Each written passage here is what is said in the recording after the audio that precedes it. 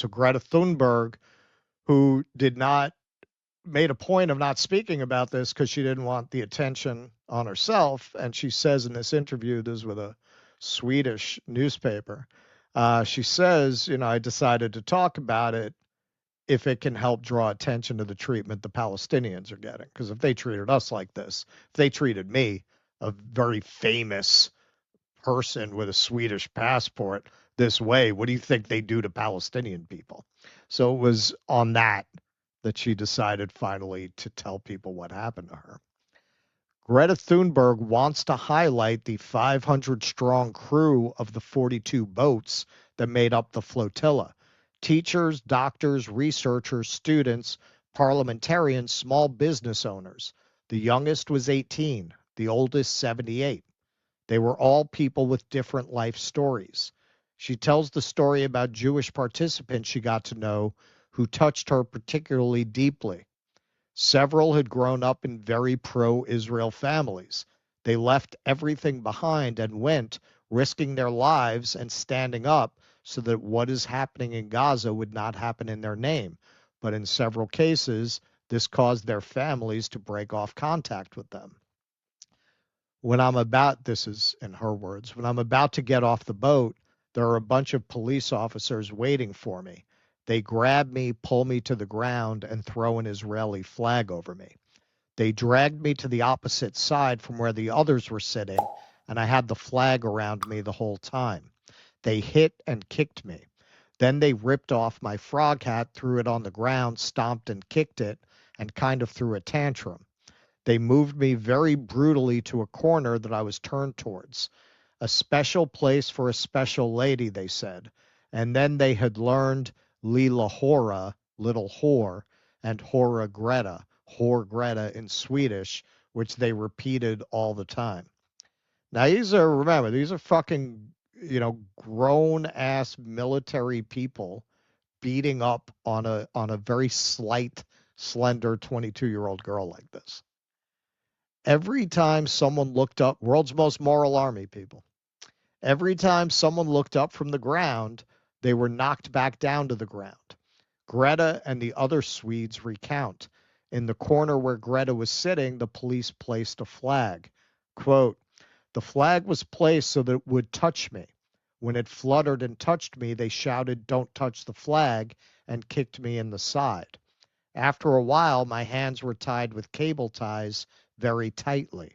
A bunch of guards lined up to take selfies with me while I was sitting like that. They took my bag and threw away everything they interpreted as being related to Palestine.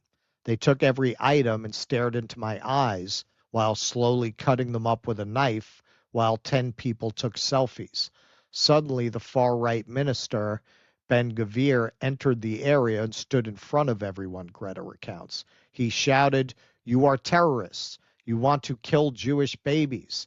Those who shouted back were taken aside and beaten. They were thrown to the ground and beaten. But I could only see it out of the corner of my eye, because every time I lifted my head from the ground, I was kicked by the guard standing next to me. Greta was then taken into a building to be searched and undressed. Quote, the guards have no empathy or humanity, and they keep taking selfies with me. There's a lot I don't remember. So much is happening at once. You're in shock. You're in pain, but you go into a state of trying to stay calm. Suddenly, she is dragged into a cleaning closet where she is forced to her knees. Greta describes endless meetings with officials who wanted her to sign papers stating, among other things, that she had entered Israel illegally, which she refused to do. Her hands were then tied together again with cable ties. She was blindfolded and placed in a small cell inside a car where she spent a cold night with other prisoners. She was driven on to the prison. Outside, she was forced to take off her clothes again, she says. It was mockery, rough handling, and everything was filmed. Everything they do is extremely violent. People's medications were thrown into the trash can in front of their eyes. Heart medication, cancer medication, insulin. And she describes the same thing that the others have. Inside the prison, there is a large picture covering one wall showing a bombed out Gaza and people fleeing with text in Arabic, the new Gaza, next to a large Israeli flag, she says. They receive hardly any food and no clean water during their entire captivity, but are forced to drink from the tap in the toilet sink where something brown flows. Several became ill. Quote, you felt that you couldn't afford to cry because you were so dehydrated. It was so hot, like 40 degrees for us barbarians, that's 104.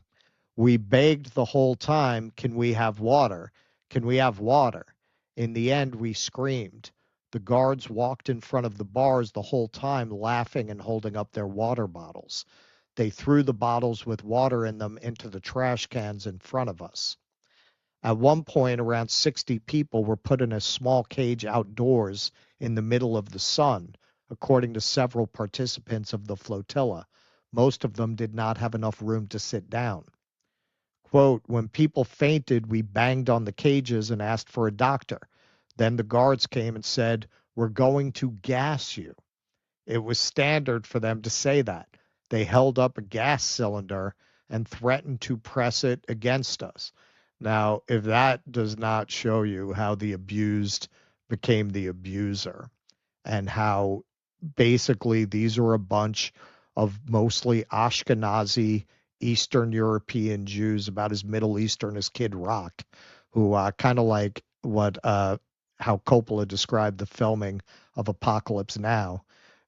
They went out into the desert with too much money and too much equipment and slowly went insane.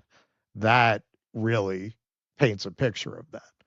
They're recreating this mythologized trauma that is the underlying origin story, much more than the Bible that they hide behind. It's the real mythological origin story of this state.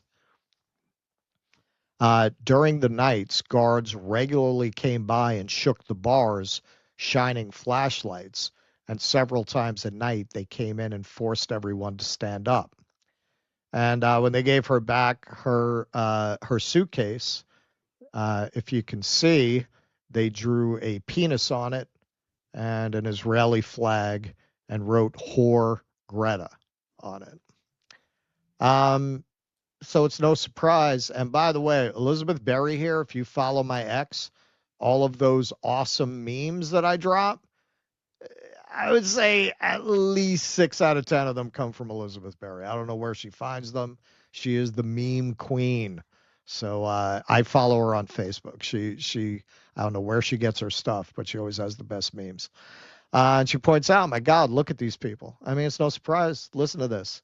Gvir explicitly said they're going to treat them the way they treat terrorists, right? Which translates to Israelis as Palestinians. So it's no surprise. Look at these people. Look at these people. Weird that Israel is releasing people held hostage for over 20 years, but they told us this started in 2023, which is an excellent point in itself. But look at the condition of these people. And that's no surprise given what everyone who has been in this prison has described. And it really shows you what impunity Israel has, because they knew these people were going to go and tell these stories. I haven't even seen them really deny it. They drew it on the suitcase. They created evidence. They created evidence. There's no way that all these people from all these different countries, I mean, they haven't even tried to assert this, but if you want to say they're lying, they're all telling the same exact fucking stories. The stories are all uncannily similar. They all describe that banner.